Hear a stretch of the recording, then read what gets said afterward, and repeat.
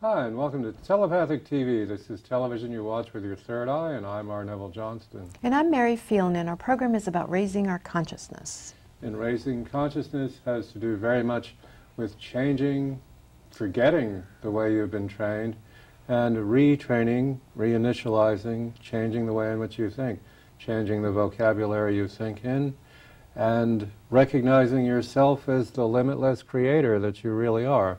There is no time in the 24/7 that you aren't creating 100% of what's going on.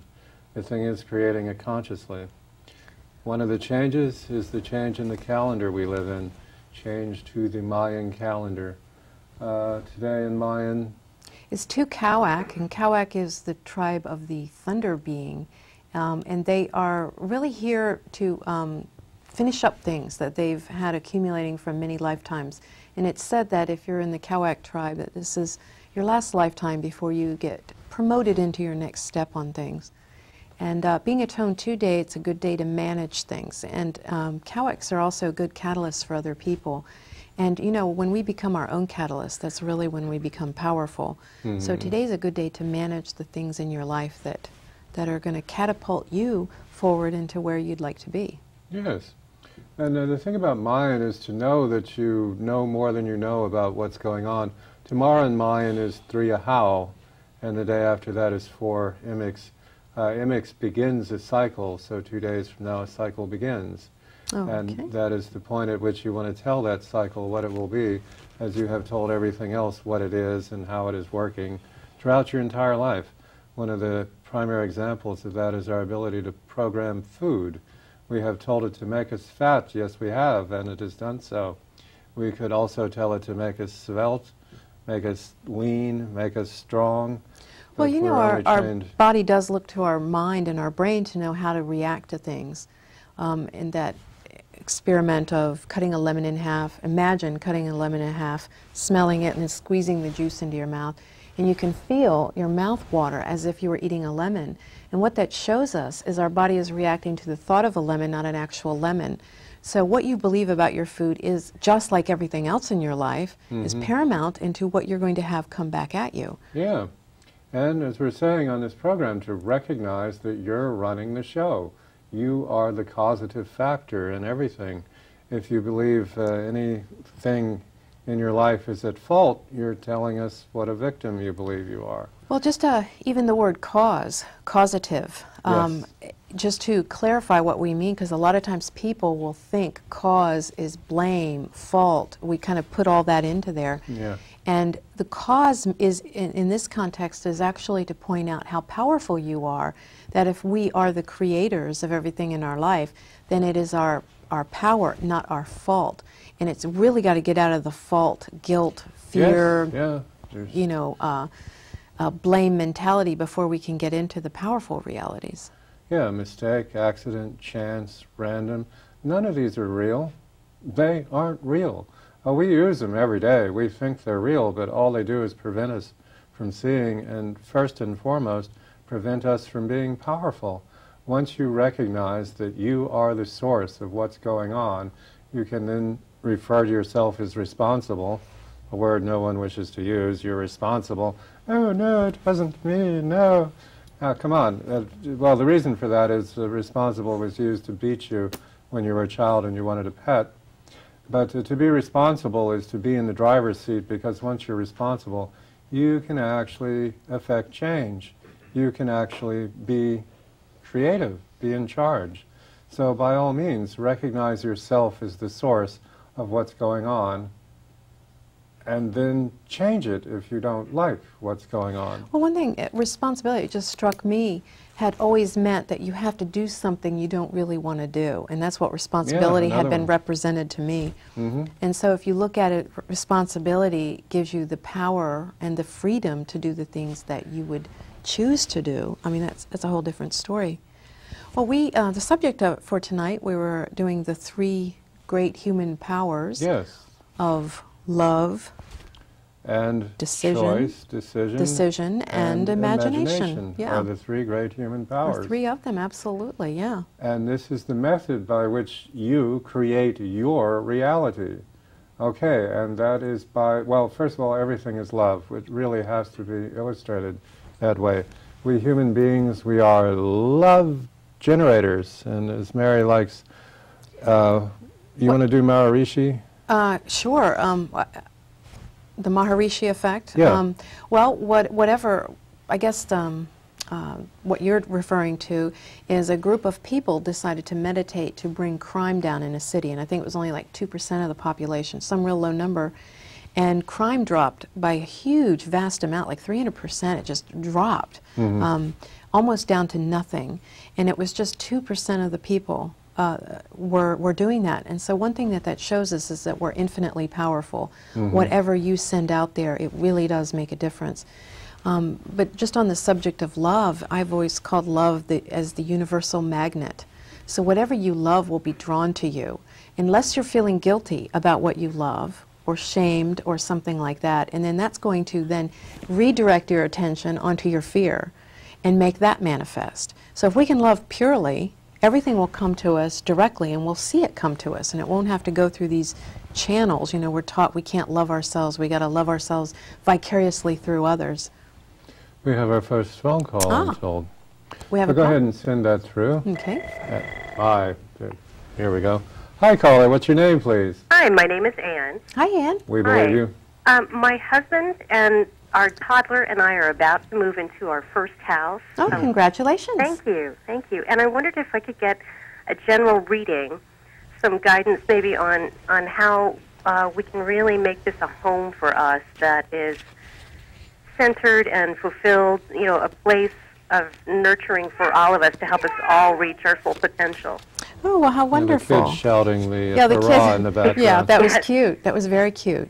That's our little heaven. Well, the first card we get is turning in, and if you notice, the woman is meditating, and around her are all these like ghost-like faces, and what that represents is the programming that we have in our head, but it can also be, you know, the sound around us, and that it really doesn't matter how loud it is, that, you know, our attention, if it's placed on the stillness within, we don't even hear it anymore, like the birds in the spring. And so what it's saying is to direct all your attention inside. You know, sometimes we move in and it's like, oh no, I hear all this noise from a neighbor over here. If we start really saying that my living space is my space, instead of having it spill over into the neighbor's yard, we won't even notice the neighbors. And it's also, the creativity is talking about using lots of color and let everybody participate into how to decorate. And decorating is really an expression of mood and feeling and self. It's not something that's supposed to be fixed. So just let that flow. And the creativity card, I had a dream about that about a year ago, and God held this card to me and said, you can throw away all the others because everything comes through this doorway. So maybe create a little place where you can just do your art, and that can get messy, that it's okay, you know, put tiles on the floor that you can just let paint fall and it's okay. Just a place where everybody can be free. And the suppression card is maybe even, this is kind of an idea for schools and daycare centers or anywhere, is maybe make a little box as you walk in the door and say, I'm going to leave all my troubles from work and school in this box, and kind of make a habit of just putting it in the box as you walk into the room or into the house, and kind of make it a sacred little place. I had a glimpse into a far future there in which toddlers are designers, recognized as unabashed in their ability to bring the God straight through and things. Yeah. And was given a very brief tour of a house designed by a team of toddlers. Oh, I love that. And it's exactly what you would expect, finger marks on the walls, little handprints, all about 2 feet off the ground, and everything splashed in every direction, virtually no order the way we think of it.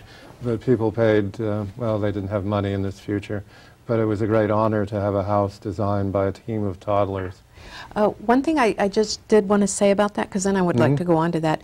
The suppression card is also talking about, sorry, I just moved the card again, talking about whenever we buy something, we go through that whole buyer's remorse where we wake up in the middle of the night and say, oh my God, how am I going to make these payments and stuff like that. And I just want, it's going to work out, just don't worry about that. The money will come, you know, one day you'll look back and say, why was I worried about that?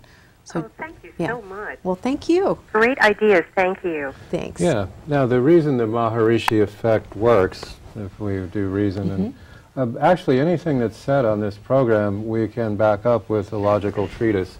We can logically get you to whatever conclusion we draw on the show.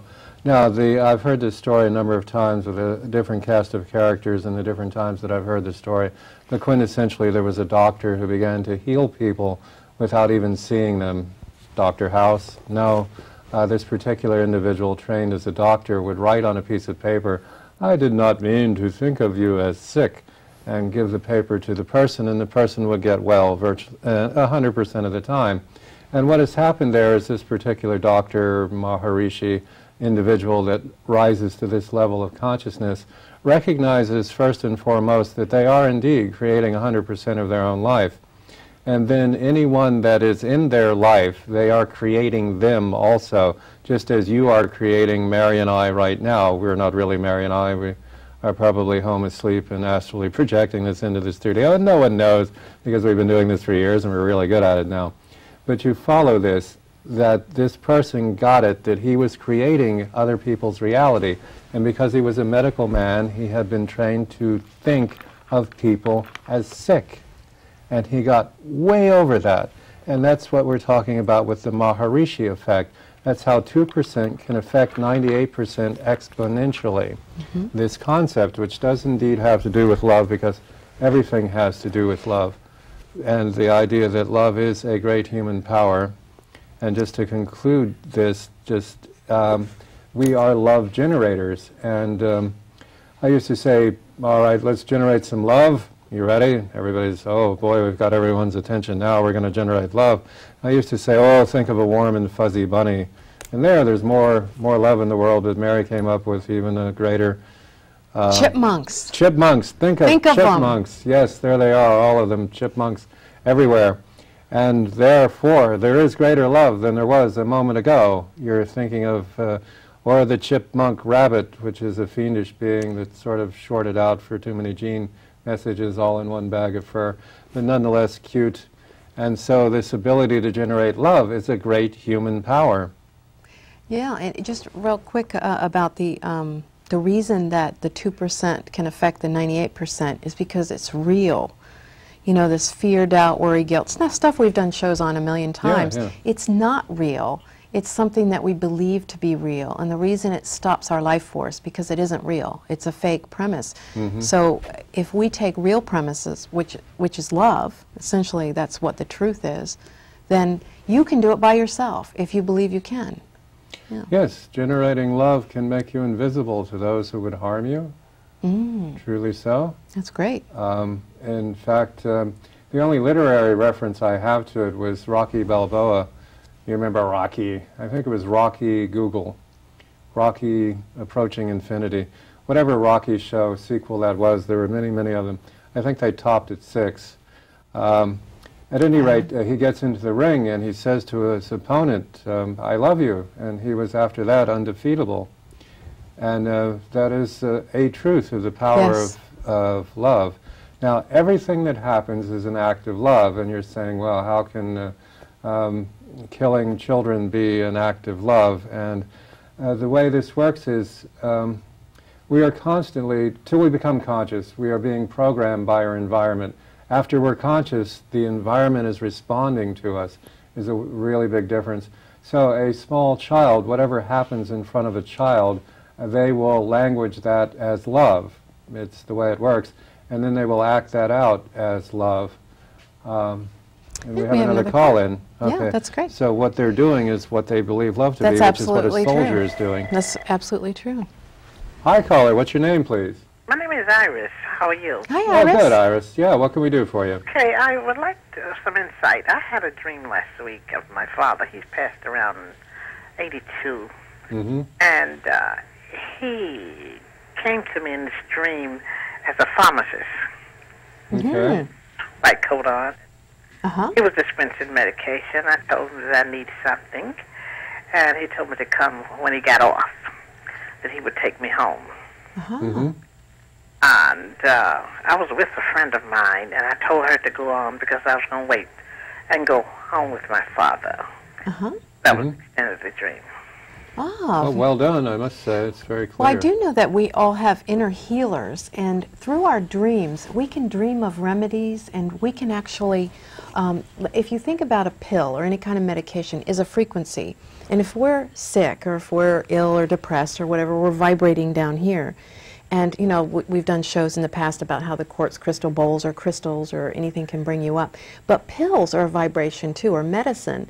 And it's supposed to go in and train your body up to a higher frequency, even though it does it in a very out of balance way. At least that's how we believe it as a people, what medicine does. And so the fact that your father had come and was a pharmacist, you know, we can dream remedies, and we can have dreams that will create chemical reactions in our body to actually heal us. And so I feel that was a very healing dream on a biological level. Had you had anything going on physically when you had that dream?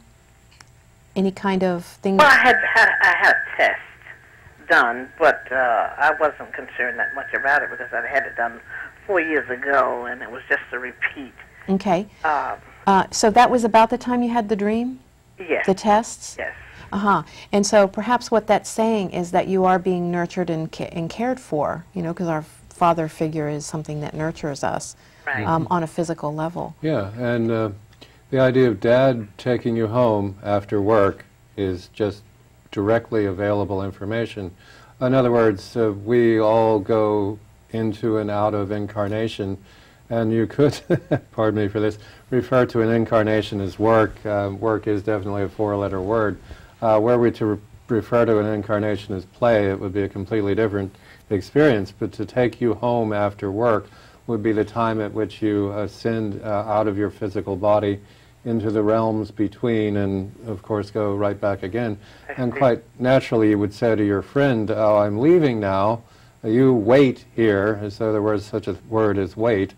But that concept, yeah, and it's showing you, even though we have to leave the people in our earth life, when we transform, transmute into our new being, or our real essential being, that there'll be people that you know and love there, and there's people that you know and love here.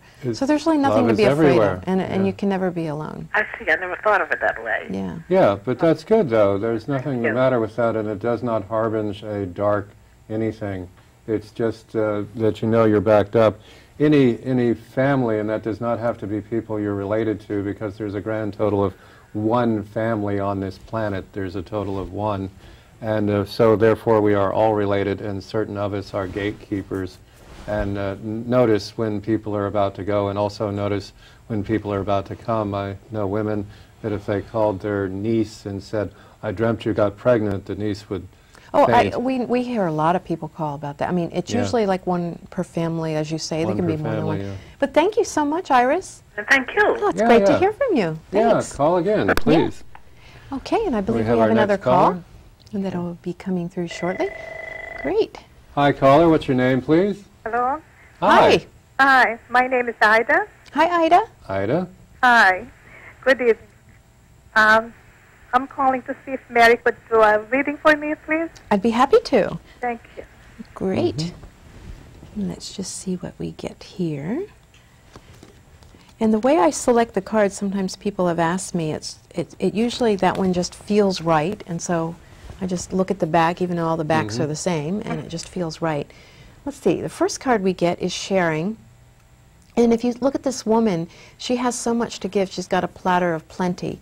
And the thing that is most visible there is that light, that candle that she has on there.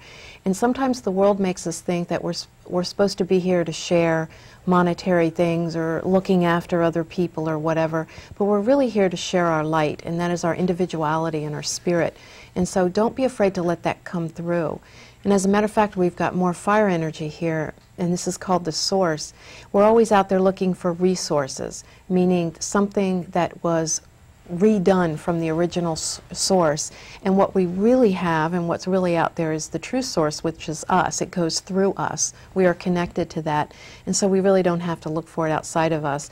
And I feel like what this is talking about is money concerns, I feel, is something that's going to get better for you. But mainly, it's time to kind of step out on your own and let who you really are come through. And we got this beautiful creativity card. Seems to be a theme tonight. where it's pulling really, this is saying, go inside. You know, everybody is a grand master artist, and it's just finding your way of expression and really loving it, and that's what makes everyone else love it.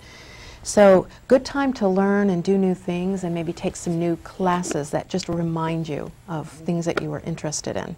Thank you. Okay, thank you, Ida. Thanks for calling.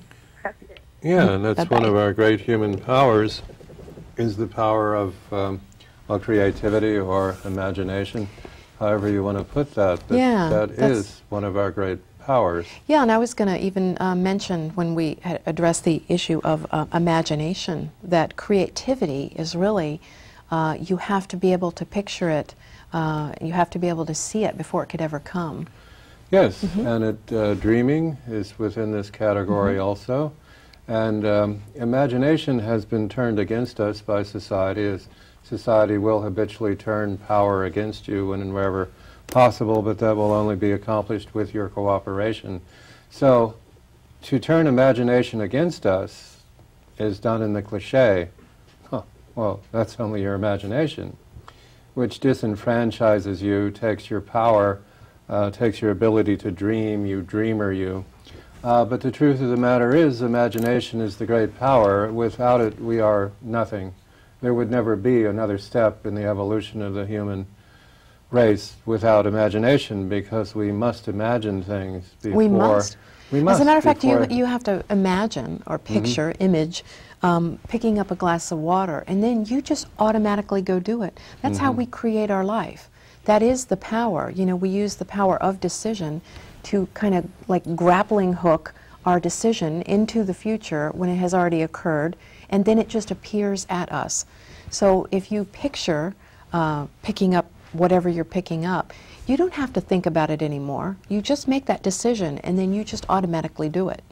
Yeah, we, in having done so many years of taking people into past lives, future lives, off-planet lives, if any of these interest you, they're all written on the website, and we do regular events or private sessions with people to explore these other realms. But we'll do a group of people, and someone will, you'll say, well, what did you see? And they'll say, oh, I saw a man tied to a wagon wheel with Indians all around him, but that was just my imagination, and then I didn't see anything. Actually, they'll say, I didn't see anything, and then you'll say, what did you see before you didn't see anything? And they'll go, a guy tied to a wagon wheel, and then that's just my imagination. It's something I read in a book. It's a movie I saw. And then their power is taken right away from them. Imagine that. Ha, ha, ha, ha. God, we're good. So hang on to your imagination and build it, grow it. As you said, our imagination is so powerful, we can imagine that there is no God, or there is no creator, or there is no, you know. There's no you. Yeah. You can imagine you don't exist, but you have to take philosophy on a doctorate level in an advanced university covered with ivy in order to actually cease existing out of self-doubt. And believe me, there's a human that's done that, but I forget who it was. Huh. Yeah, well, okay.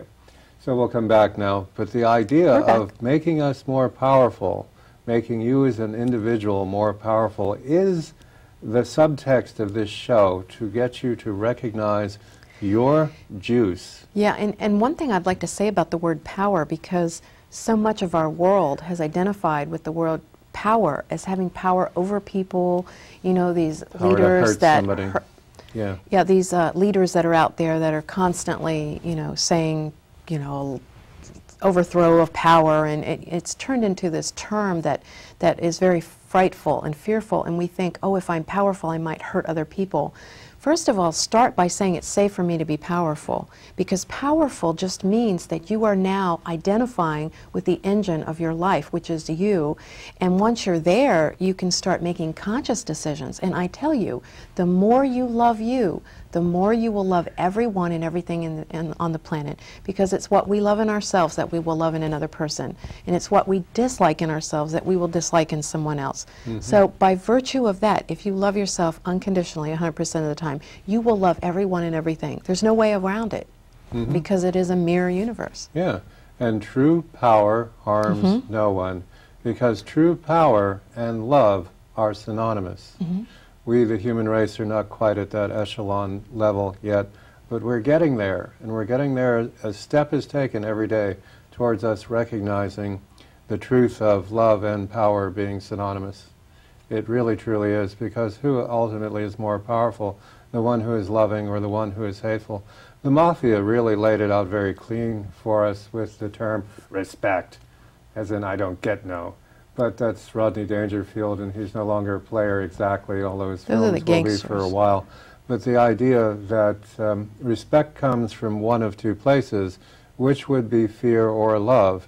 You respect someone because you love them, or you respect someone because you fear them. Of course, they have to respect themselves in order to get that echo going in the universe whatsoever. But nonetheless, once one respects oneself, then others respect either out of fear or out of love. And so ultimately, love and power are the same thing. Love and fear, not so much, no.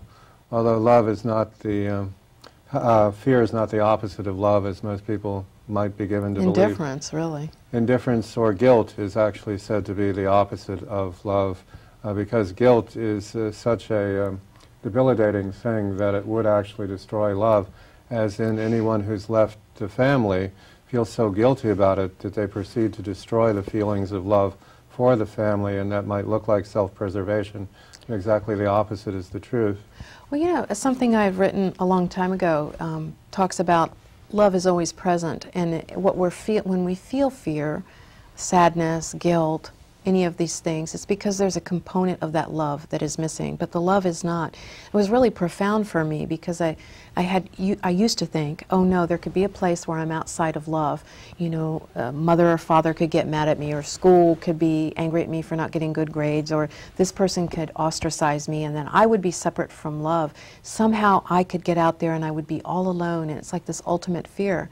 But when I realized that love is always present, even when I'm in a state of fear or guilt or whatever, and that guilt is actually the whole, meaning the H-O-L-E, where some component is missing, that if I find that and put it back in there, which is insight, which is information, and then complete love exists again. It's like the dream I had of the Violet Sea. I was being taken to the Violet Sea, and I went through all kinds of modes of transportation, and I finally end up at the Violet Sea. And the water stretched out in front of me, and it was very dark, and there were the water was, and there were mermaids and dolphins swimming in it. And next thing I know, I'm in the water with the mermaids and the dolphins, and I look around, and the water looked black to me, and I thought, oh no, I've been tricked. I was taken to the Black Sea, not the Violet Sea. And at that, this little mermaid creature was next to me, and she takes a mason jar, and she scoops up water and holds it to the light, and it's very deep purple. And she said, all blackness is concentrated divinity. Just shine more light on it. And anything that looks evil or bad to us is concentrated divinity. If we shine understanding on it, it will become illuminating, and we will see the divinity within it. And once we see the divinity, the illusion can't be there anymore. The illusion disappears, and its truth comes out. Yes, a major step in our evolution is to do away with terms like good and evil, because they really are not the truth. I have to list as the evil wizards, dark wizards I ever battled with in my earlier lives. I have to list those people as my great teachers. There is no question about it. In fact, they're kind of the top 10 of great teachers, not that we're putting down anybody of the light. But the thing about that is they get you there quicker than anybody you've ever met. You know, horseshoe-shaped bruises on your posterior notwithstanding, you moved forward quickly. And that is the way this works. We really have to do away with good and evil as a way to think. It is a smokescreen that almost nobody sees through. Here, next time you're in church, stand up in the middle of the congregation and do Woody Allen for us. Go, pardon me, don't mean to interrupt. Just one, please, just one. And to shut you up, the minister will say, okay, what's on your mind? And you say, does Christ love the devil? Please tell me, I got to know, does Christ love the devil? And if the minister says, no, Christ doesn't love the devil, you say, oh, thank God, I never have to see your face again because you are so off the money. I never have to pay another attention to anything you ever will say again. That's it. I'm out of here. Thank you. Goodbye. If the minister does say, yes, of course Christ loves the devil, then you get to say, and I mean that, get to say, well, as a good Christian, then would I not use Christ as my modeling? Oh, yes, of course you would. Then I too love not worship. I too love the devil. And then the next thing you see are burly, what do they call those people? Ushers. Bouncers? In the church, they're elders. I don't whatever know. they call it. Anyhow. And then the sidewalk comes up at you very rapidly because you've just been thrown out. But either way, you're out of there. And either way, that's the end of the relationship with the church. And that loud sound you heard was the entire paradigm of a church crashing, because the church is based on Christ, good, devil, not good. Well, our whole society is based Yes, on that, us good and and evil. them, and Yeah. and good and evil. And you know, the poet Rumi wrote a brilliant poem that said, "There exists a field outside of the land of right doing and wrongdoing. I'll meet you there." And really, if you're going to get anywhere in any kind of a roadblock or disagreement or anything, you have to go outside of that land of right and wrong. Otherwise, you're doing a ping-pong game of blame. It's your fault, it's your fault, well, I did this. And I tell you, all that does is it's literally like a ping-pong ball actively alive in your guts, just bing, bing, bing, bing, bing, and taking up all your life force. We have to get past that. And I remember when I first came into metaphysics, where I was teaching and everything, and a lot of the people I knew were always talking about, oh, I've got to surround myself with light and protect myself and do this kind of thing. And I remember seeing very clearly that putting white light around us, well, we are white light. And what if we, like in the Seth book says, not that we are safe within the universe by putting white light around us.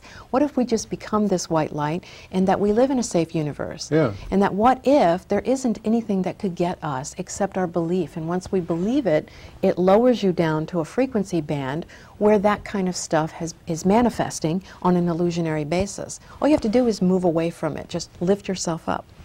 Yes, this fiction, the battle between good and evil, truly is fiction. And the players are complex to note. We are aware of the idea that there are those of us that came here to serve the forces of nice, and those of us that came here to serve the forces of not so nice. And this is true, and there's another layer of it, in that some people came as the forces of not so nice and pretend to be light, pretend to be good, pretend to be on your side, pretend to, and we're not just talking about insurance salesmen, we're talking about the people that are talking about how they're there for you in this whole thing, and they really aren't. And there are those that are playing this hand where they look like they're evil and self-absorbed and all the rest of the nonsense we might ascribe to evil, who are really, truly moving you forward. So there are quite a myriad of players in this particular game, but I tell you, it's boring and just about instantly once you recognize it. If you rise up high enough, you see that there really isn't any, this whole thing of sides, that it's all you. Yes. And a book called Man's Search for Meaning by Frankl that I read many years ago, and I highly recommend it. I can't even remember the exact quote, but it was a man who lived through the Auschwitz and all that, and they kept him alive because he was a doctor or a psychologist, and he went through this whole time, keeping people's spirits up, and he learned a lot about human nature, and how he survived that on an emotional level is he realized that we are all one thing, and God is just playing solitaire.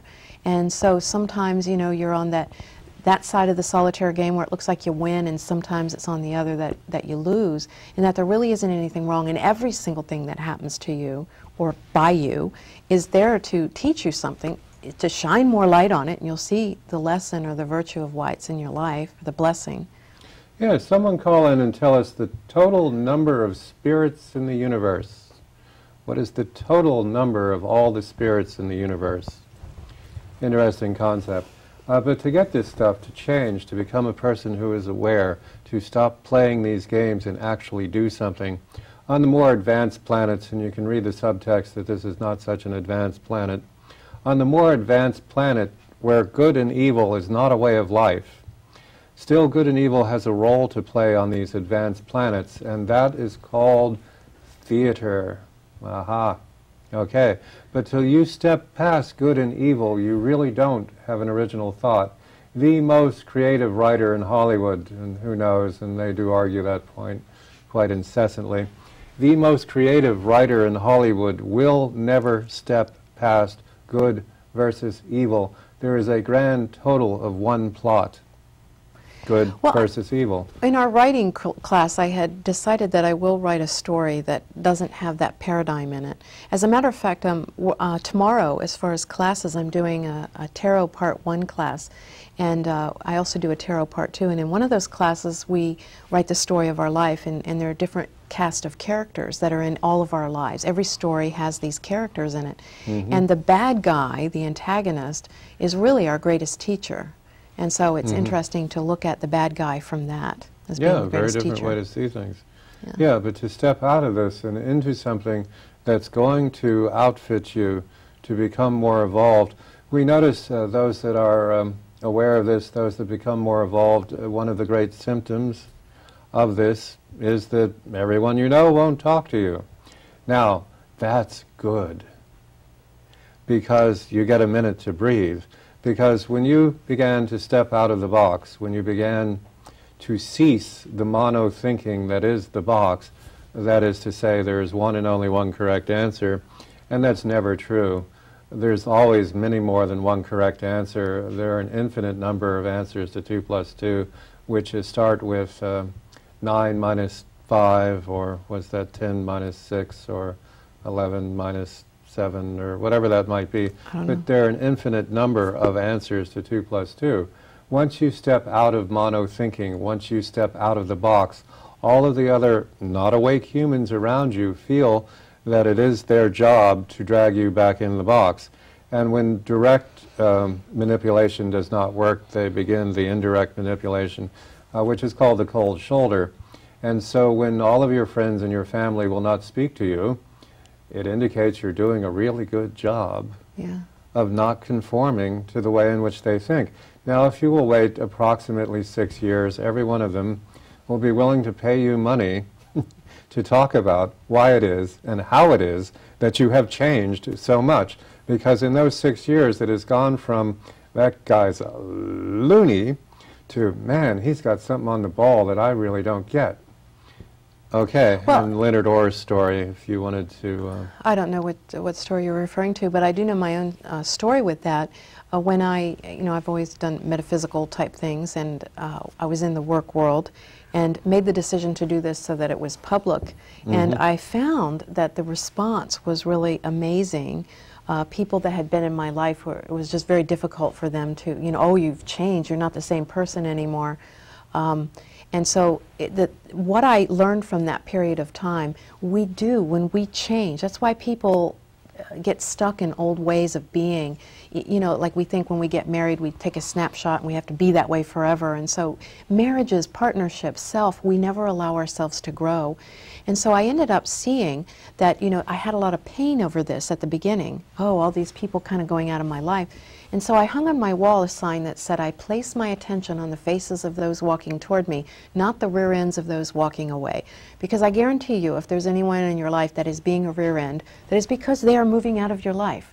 And like we can look at beginnings and endings and evil and good, all it is a different angle on the same thing, and it's change. Everything is change. I can look at it from this direction, it looks like a grand birth. From this direction, it looks like a death. And it's really up to me how I see that.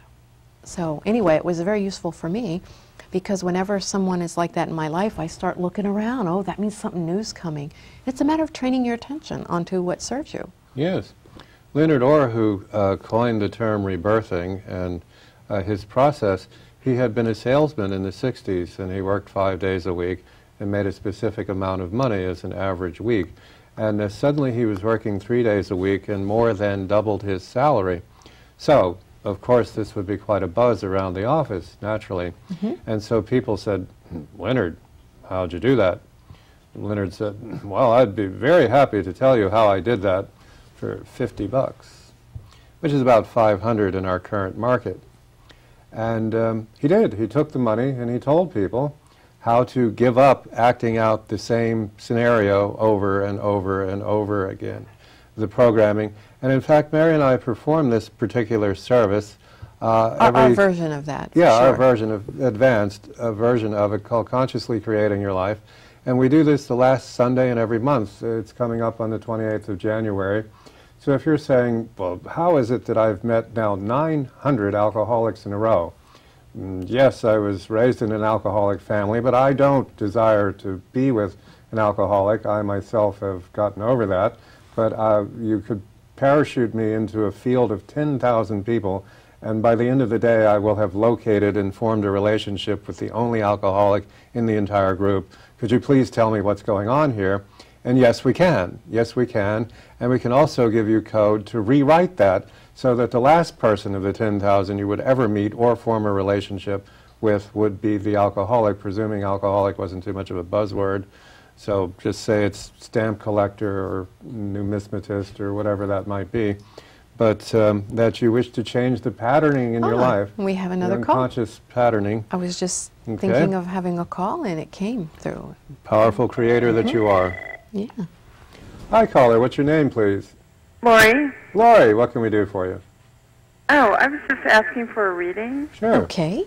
And did you say Maureen or Lori? Lori. Lori. Okay. Huh.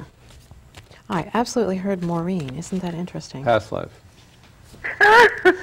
Oh, you're laughing now. It might be a future life. Or somebody else out there. Da-da-da-da. Yeah, because often I'll hear questions from the audience, and maybe one day I'll just pull cards on that, just as it is. Anyway, the first card that we got is called Postponement. It shows somebody looking into the future where they're putting all their eggs, you know, everything I'm going to save for the future, I'm going to do this for the future. And they live in a black and white world for now, meaning everything in our society tells us that today is valueless, that what's really important is our old age, our future, and we just really aren't allowed to live. And if you notice the person in the picture, there's color that's starting to leak through into the throat chakra, which is how we express ourselves. So I feel that a lot of the stuff maybe that you were putting off is starting to come now. And look in your life and start looking, what have I put off? And what am I ready to do? And the trust card is saying, you know, this person took the leap of faith, and there's these beautiful rose petals there to catch them. So if you've been thinking of maybe switching jobs or doing some major change in your life, you're getting some validation to go ahead and go and do this. And the going with the flow says, once we identify with the fact that we are the creators of the riverbed and the direction that that goes, we can go along with the current and not have to fight against it. The difference between creating and control is control feels we're stuck in the middle of these raging currents and that we have no power over it, and we're attempting to swim upstream and grab branches, and we're not enjoying the ride. If we let go and realize, hey, I know why I designed this river, it gets a lot easier. So go ahead and make that change, and just know that whatever comes to your life, you have called it, so you have power in it. Yes, allowing is power is the expression. Yeah, well, thank you. Yeah. Thank you so much, Larry. Oh, okay. Thank you. Bye-bye. I believe we have another call. We do. Excellent. Hi, oops. Yeah, we just got to let that come through. Oh, yeah. And that'll just be in a second there. Hi, caller. What's your name, please? My name is Veronica. Hi, Veronica. How you doing? Good. And I would like to have a general reading. Okay. All right. Did you want to say something before I do this? Yeah, while you're doing that, just at one of these points where we take people off planet to see who they are on another planet, this person went to a planet that was a water planet, and souls were particular pieces of water, sections of water. And this person was complaining about other pieces of water making them take a certain shape, which is the control thing.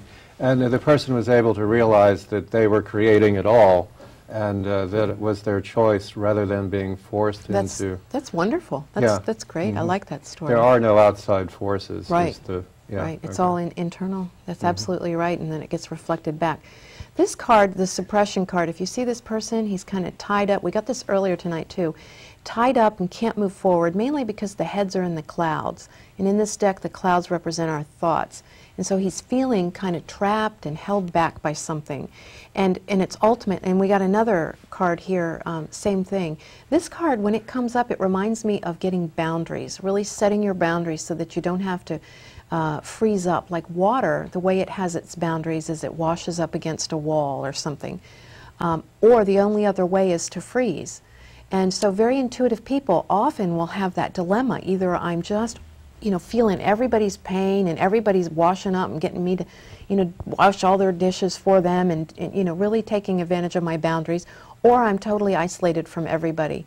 So this is saying let your passion come out, know who you are, and that will set the field. Your aura will be defined by your passions and what you love to do. And then, as a result of that, get out there and share it. So it's a time of liberation. I would say write your own personal declaration of independence and identify what your thoughts that were imprisoning you before and what your new life looks like. And just sign it. And it really has a lot of power to do something like that. Oh, that's an excellent thought. Yeah. Yes, Well, thank you. Bill of Rights is another aspect. Thank you so much. Yeah. Bye. Interesting stuff Yeah. all the way around. Yeah. Yeah, so the great human powers, and to recognize them and using them to create a magnificent, brilliant life is the purpose of our show. It's exactly what we're doing here, is to get you to recognize your power, because we don't. We're tricked into not seeing it all the time. And tricked mainly by the language, so that have put out a couple of books on the subject, the Hidden Language and the Language Codes book, which They're very good, and you can get them through Barnes & Noble, Amazon, or you can get them directly from Neville. And most bookstores actually carry Yeah. that. Well, and just the reason I would recommend this so highly is all of the great literature that is being written at this time, especially whatever great author that might be, they're still writing in this dysfunctional language, still writing in this obsolete language. it's definitely, Yeah, tides so- are turning, yes, Yeah, for so sure. read this one first so you can actually get the sense out of, because you'll read an author that'll say, you need to try to meditate, okay, whereas if the author had said, meditate, you'd do it.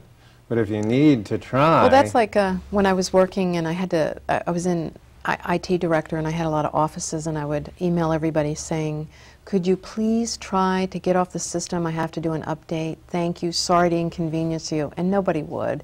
And then one day I reworded it, you have to be off by noon, and everybody did. Yeah. And it wasn't, you know, we think that it's politeness that keeps this, but it's not really. We can still say what we mean without being impolite. Another thing is our third great thing, because I know we're getting further into the show, is decision. And, you know, a lot of people talk about the power of intention and various other things like that. And one day I thought, well, I was thinking about the word intention, and I realized intention implies I'm going to intend to, which doesn't really mean anything about deciding what you're Yeah. going to do. And I thought, no, a better word is to say decision. My decision is, because Absolutely. that is taking, it had a much more powerful feel. Yeah. And so I had a little bit of a conflict in my life, spiritual life, that I know other people have too. And it was that I know on one hand that I create my own reality through my decisions and my belief in my power to do that. And on the other hand, let go and let God. Go with the flow. And they both sounded true, but they seemed in opposition. And how I put them in the same room in my thinking is that it's my job to say what, and the universe's job to say how. So once you've made your decision, it's not up to you to go figure out how to make that happen. That's where we slow things down and often stop it completely. Yeah, people would present the spurious argument to me that the universe would understand their intent, even though they were using words that were fakakta. The universe would understand their intent. And then I would be in a position to ask, well, exactly what part of the universe does this translation you keep thinking exists? Because if you say you're going to try to do something, you mean you haven't decided whether or not you're going to do it yet. Yeah. And by saying I'm going to try, the universe is supposed to make the decision for you, which is never going to happen. Right. You make all of yours. By the way, if a guide makes a decision for you, fire that guide immediately. And if someone says, oh, Spirit told me that you're supposed to work with me, fire that person immediately. Yeah. Because that is manipulation per se. Yeah. Okay, We have a we call. have probably one final call. Well, Sure, no, let's I think do we that. got a little bit of Yeah. time, but Hi, caller. What's your name, please? Thank you. Good evening. This is Julie. What Hi. can we do for you? Thank you. I'd like to read him, please. okay. Be happy to. Mm-hmm. Yeah, there's a lot of truth in that there, you know. Yeah, well, you have to decide. And plus, your words reflect what's going on in your head. Yes. So it's really not even a matter of interpretation. It's like what you got going on in your head will be reflected in your language. It will just be out there. It's not even, it's even deeper than the language. Okay, the first card we got for our caller is receptivity. And if you notice, this person has a lotus blossom in the place of his head. Now what this is saying is that our decisions really do, our assimilation from our knowing comes from all senses, not just our head.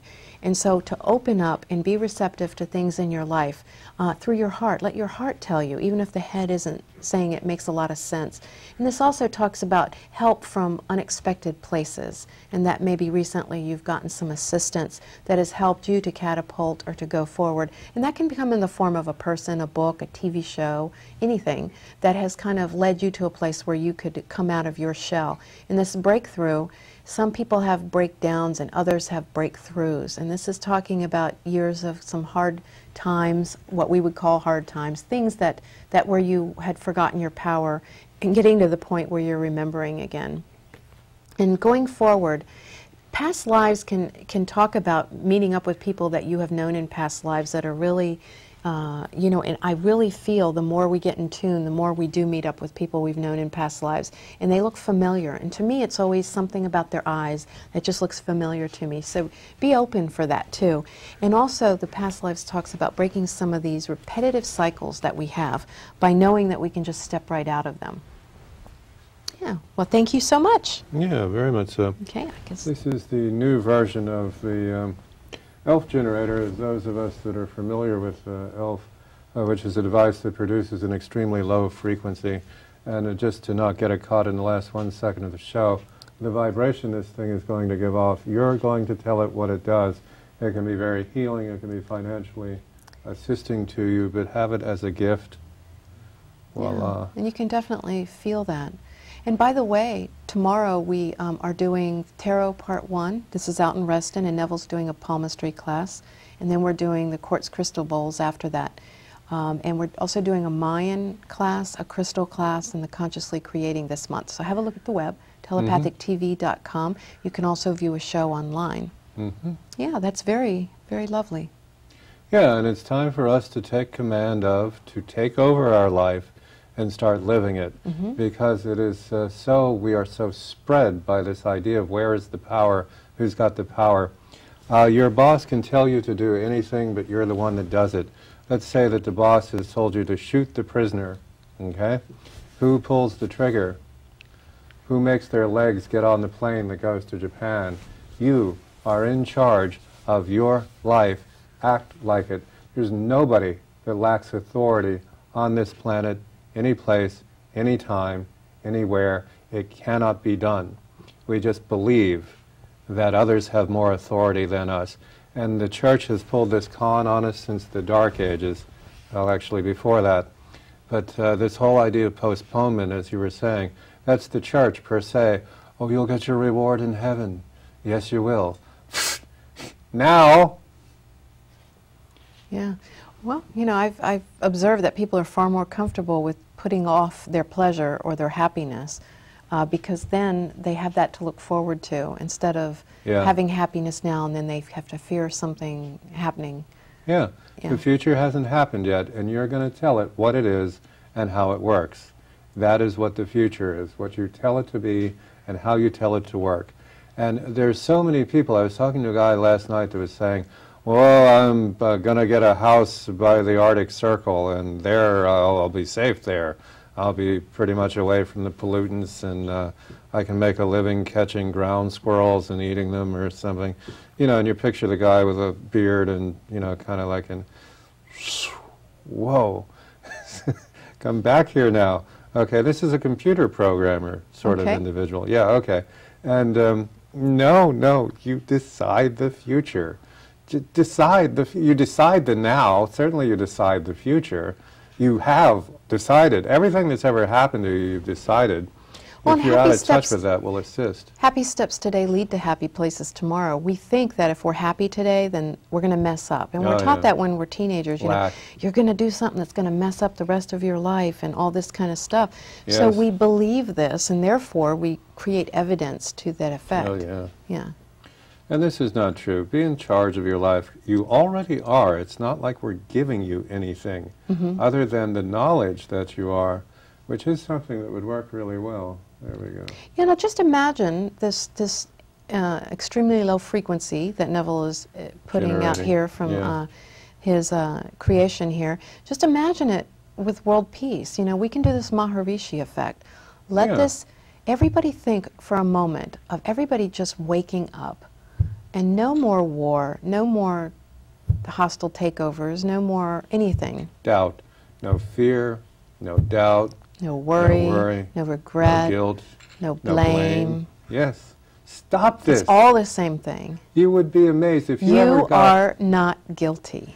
Yes, if you ever got a look at the amount of decision-making ability that fear has in your life, and I mean seriously, got to look at that, you're going to come to the conclusion that you've never done anything much other than be afraid. I know, that's true. Yeah, and the job of the news is to present information to you that's tragic, that you can do nothing about, so that you will be frustrated and therefore highly manipulatable. The job of the news is to present information to you that is horrible, that you can do nothing about, to get you in a state of mind, frustration, that you will be more manipulatable. That's very well Yeah. put.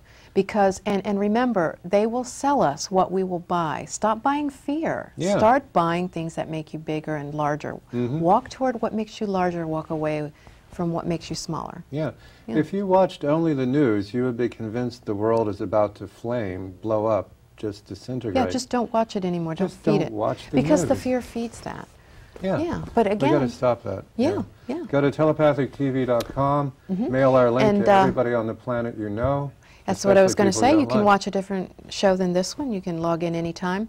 And it was our joy and honor to take you to the door. Yes, and it is your privilege to step through it, provided you make that decision, which is not ours to make, it's yours to make. That's true. Do something besides sit there and be afraid. Or don't. Sit there I and be don't care. powerful. Yeah, yeah. Do whatever it is you do, because that's what you're going to do. You just got to